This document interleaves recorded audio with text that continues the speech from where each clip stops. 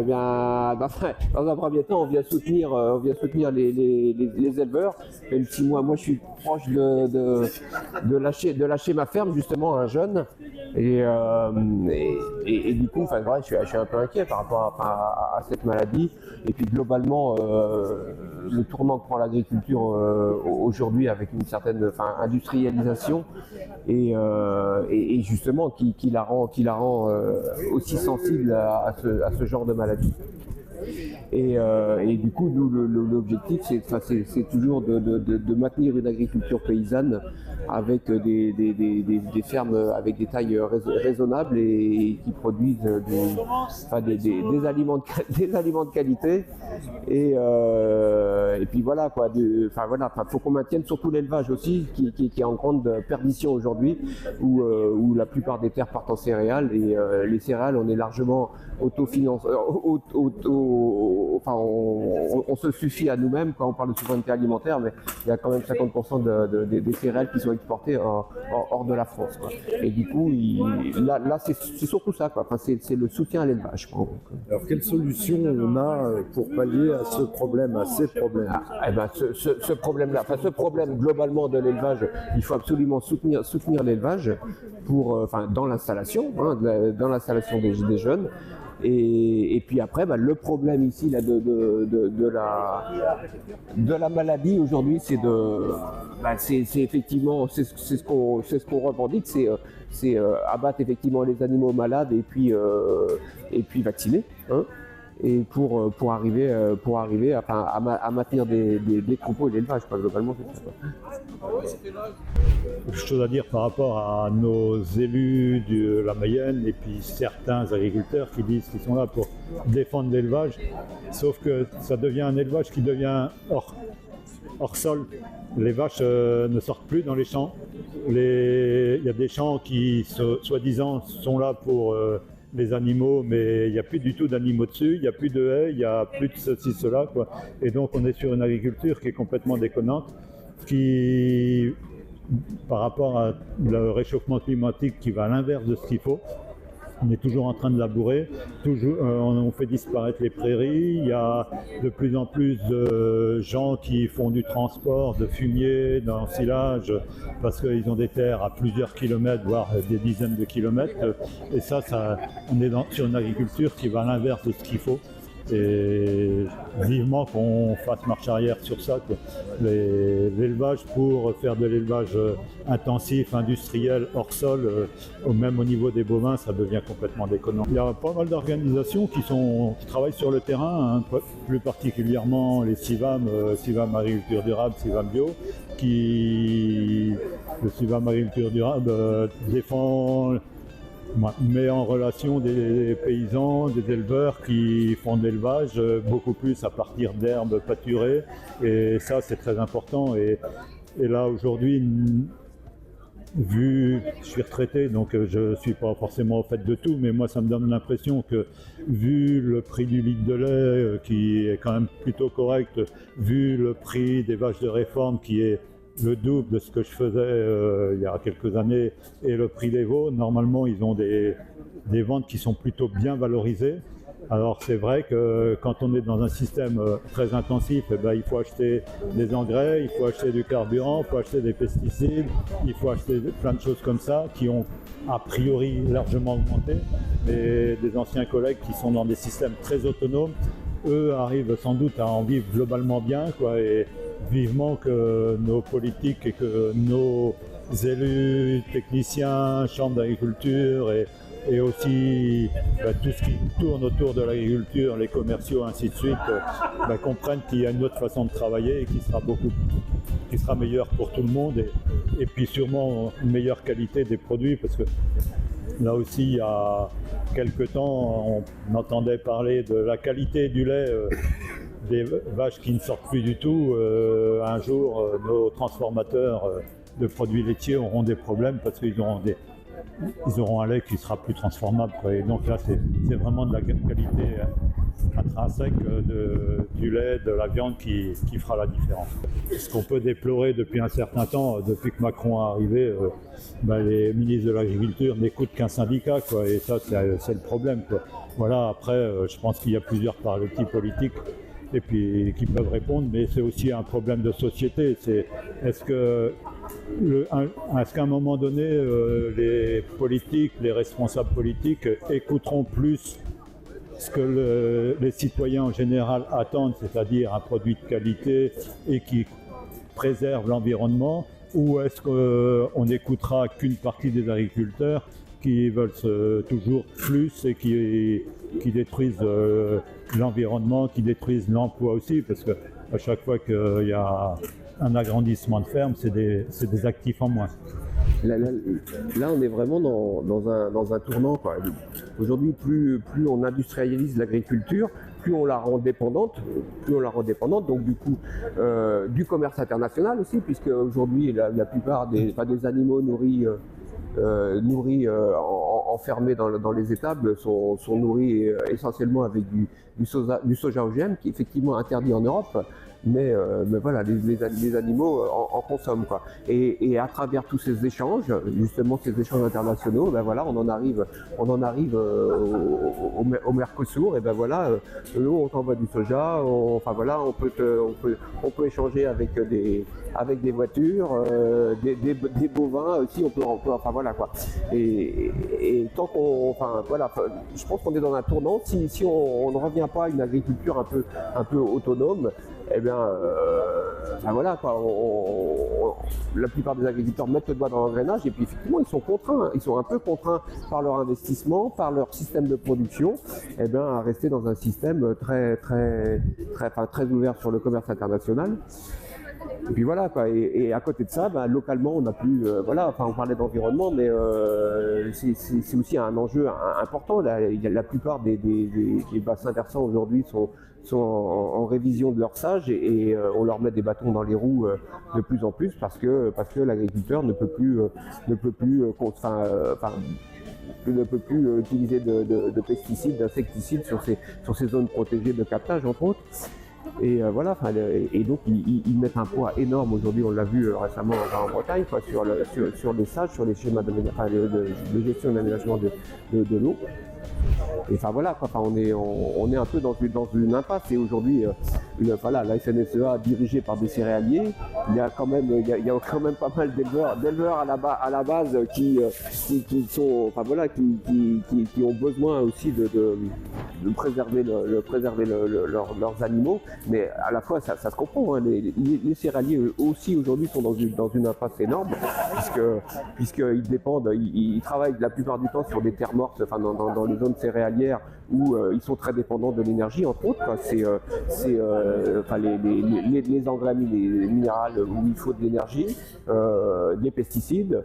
Et donc tout ça augmente, et aujourd'hui les céréaliers commencent à diminuer un peu de leurs revenus, mais comme ils partent de haut, pour le moment c'est pas problématique, et aujourd'hui toutes les revendications, entre autres de la FNSEA, elles sont essentiellement liées à ça, à la défense de leur système industriel et intensif. L'entreprise la plus cotée dans ce milieu-là, c'est Monsanto. Entre autres, il y en a plein d'autres. Il y en a plein d'autres. Toutes les énergéticiens, les vendeurs d'engrais et de pesticides. Ouais, il n'y a pas que le Monsanto. Les vendeurs de matériel de traite, et ainsi de suite. Hein. Il y a un business énorme aujourd'hui. Quand moi, en 1985, quand je me suis installé, on a monté une salle de traite qui a fonctionné encore jusqu'à il n'y a pas longtemps, pendant une quarantaine d'années. Aujourd'hui, quand on installe un robot de traite, c'est 10, gros maximum 15 ans, et il faut leur changer. Et donc, de rien, là, les vendeurs de matériel de traite, c'est du business. Toute l'automatisation qui se met en place en agriculture, c'est des choses qui ne vont pas durer des dizaines d'années, quoi. Et donc ils s'assurent un renouvellement de matériel, et ils auront toujours des choses à vendre, et ils seront très contents par ça, quoi. Alors une des choses aussi où là les politiques ont un gros pouvoir, c'est sur la façon dont on va répartir les aides PAC. Aujourd'hui, les aides PAC sont réparties à l'hectare, et donc on sait très bien que les céréaliers sont ceux qui ont le plus d'hectares et qui touchent de loin le plus d'aides PAC, et vivement que là il y a un choix qui soit fait de répartir les aides PAC, les aides à l'agriculture, au nombre de personnes qui travaillent, quoi, avec un gros paquet d'argent qui reviennent à l'actif et non pas à l'hectare, quoi. Et là il y a une décision très importante à prendre, mais bon, malheureusement, comme je disais tout à l'heure, aujourd'hui on a un pouvoir politique qui n'écoute que la FNSEA, donc que les céréaliers, et vivement que les pauvres petits éleveurs adhérents dans les FDSEA comprennent leur mal à se dire il va falloir qu'on arrête de cotiser à un syndicat qui ne nous défend pas du tout, quoi. Voilà. Ok. Donc, est-ce que vous pouvez nous rappeler la grosse différence entre la FNSEA et la Confédération paysanne? Parce que je crois que Sur une agriculture qui eux, se disent innovante, et finalement, l'innovation, il la voit qu'à travers l'industrialisation de leur outil de travail, quoi. Et aujourd'hui, on sait très bien que ça va dans le mur, puisque on consomme de plus en plus d'énergie, on consomme de plus en plus d'énergie qui est limitée aussi, limité dans le temps vers ça, quoi. Et à un moment, faut qu'on arrive à produire en étant même en étant autosuffisant, et avec des systèmes plus autonomes et économes que nous prenons, quoi. Non, mais on est sur des systèmes très différents, oui. Il y a une volonté de produire pour le business, pour même encore se dire il faut qu'on produise pour exporter en dehors de la France et même en dehors de l'Europe, alors que l'objectif il n'est pas du tout là. Il faut être autosuffisant. Un agriculteur qui a 1 hectare de maïs exploite pratiquement 1 hectare de soja au Brésil ou en Argentine. Et ça, c'est alors qu'en Mayenne, on est un certain nombre où il y a un certain nombre d'éleveurs laitiers qui, en fin de compte, sont autonomes à 100%. Ils n'achètent rien en dehors de la Mayenne. C'est une autonomie complète. Et là-dessus, nos collègues de la FDSEA en Mayenne ne comprennent pas qu'on puisse vivre comme ça. Ils n'ont qu'une idée, c'est par le chiffre d'affaires, un gros chiffre d'affaires, qui vont s'en sortir, alors que l'efficacité économique de leur système, elle est ridicule, quoi. Et voilà, je pense que la taille des exploitations et la façon d'envisager la production, c'est ça qui nous différencie entre la Confédération paysanne et la FDSEA et la FNSEA. Ils sont sur des systèmes très, très coûteux, très énergétiques, et qui demandent beaucoup d'argent à terme. On en parlait pendant le défilé. C'est à se demander comment des jeunes pourront reprendre les très grosses fermes agricoles si c'est 2-3 millions d'euros qu'il faut mettre pour s'installer, alors que dans des systèmes avec 200 000 euros, on peut s'installer, il y aura des choix à faire, quoi. Il ne faut pas dire que il faut arrêter l'Europe, il faut améliorer l'Europe. Et c'est vrai que quand on voit la façon dont l'Europe est en train de détricoter le petit peu qui avait été bien, sur les pesticides, même sur la voiture électrique, voilà. Là, on est en train l'Europe avec avancé dans certaines choses qui n'étaient qu'on pouvait espérer un début, et puis là, c'est la marche arrière, quoi. Moi, je pense qu'on est dans un monde, on n'est pas aujourd'hui, si on se recentre sur la France, c'est déconnant, quoi. Mais par contre, une Europe et un monde, parce que moi je suis plutôt pour une mondialisation des choses, mais en étant beaucoup dans l'autonomie des uns et des autres, et d'échanger ce qu'on ne peut pas produire chez nous, quoi. Voilà, et pas avoir une imposition de tu dois nous acheter des milliers de tonnes de viande, et puis on est d'accord que tu nous vendes des voitures, quoi. Ça, c'est pas du tout comme ça qu'il faut envisager les choses. Il faut d'abord que chacun produise pour lui, et que à partir du moment où il y a des choses qu'on ne peut pas faire chez soi, qu'on les achète, et voilà.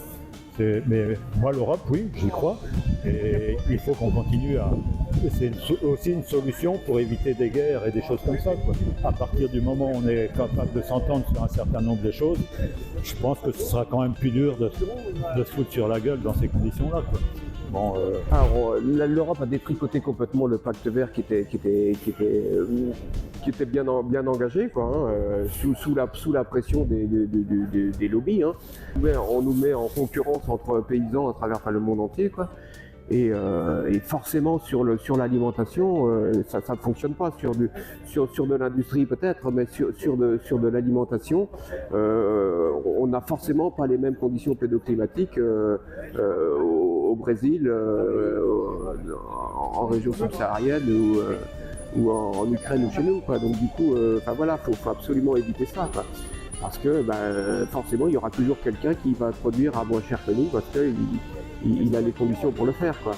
Et c'est pour ça que quand on parle de souveraineté alimentaire, faut vraiment penser à ça, quoi.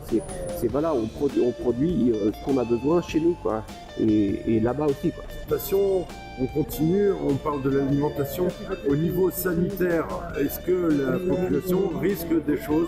De toute façon, tout a été fait autour du sanitaire, quoi. De toute façon, enfin, tout a bien été ficelé, quoi.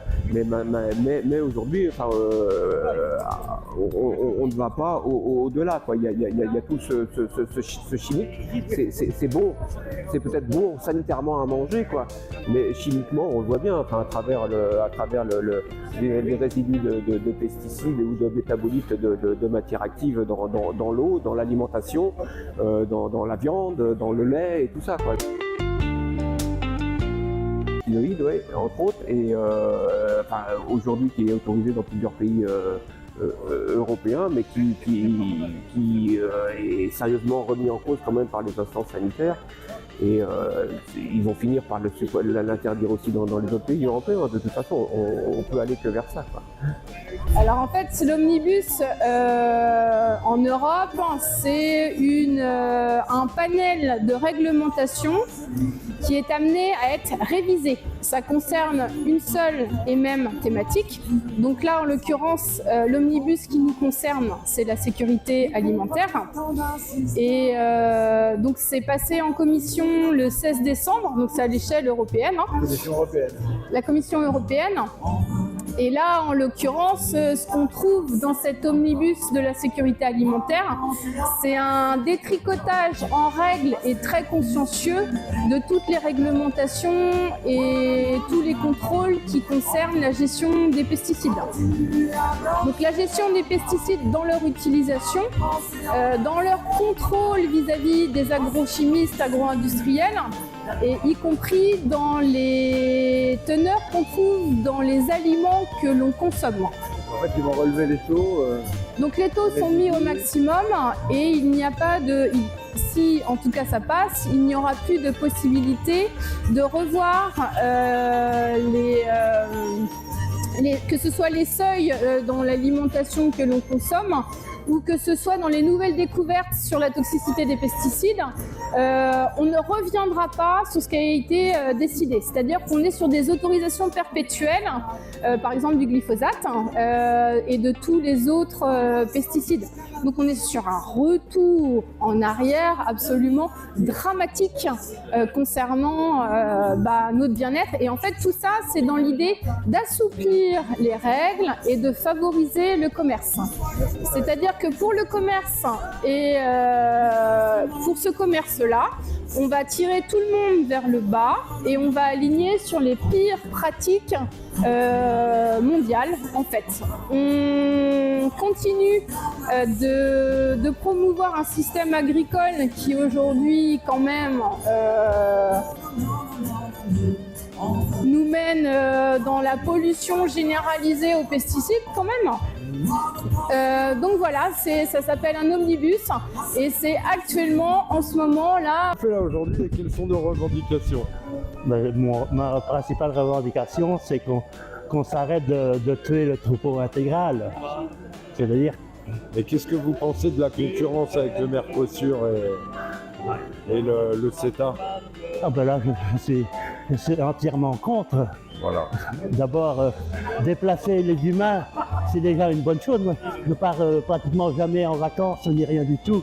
De toutes les personnes qui vont finir par reprendre l'avion, et si on se met à déplacer la marchandise, alors là, sur le taxe carbone, ça va être complètement aberrant. Non, mais je trouve ça aberrant qu'on a tout ce qu'il faut chez nous et puis qu'on est obligé d'aller acheter de la marchandise à perpète où là, ça dépense des sommes colossales de transport. J'ai toujours été à la Confédération paysanne. J'ai toujours milité. J'ai pensé que les fermes, les petites fermes, ils devaient se ragrandir avec la ferme d'à côté pour faire des fermes bien structurées, qu'il n'y ait pas de déplacement ni rien du tout. Bon, merci beaucoup, monsieur. Oui. On n'aura pas de garantie sur l'accès à la vaccination aujourd'hui. En fait, on espère que nos revendications vont être montées au sommet de l'État et que, avec toutes les autres manifestations qu'il y a à travers la France, avec d'autres syndicats aussi, on espère que finalement l'État va écouter ses agriculteurs et ses éleveurs et puis arrêter cette politique de gestion de crise qui aujourd'hui paraît inefficace vu la propagation de la maladie.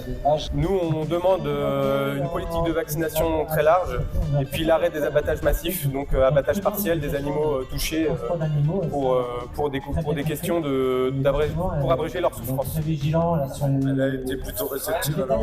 Elle a été réceptive. Après, c'est une représentante de l'État, elle a un devoir de réserve et puis on pense qu'elle va remonter nos revendications et puis on espère que ce sera une goutte de plus qui permettra de faire évoluer les choses à l'échelle du pays.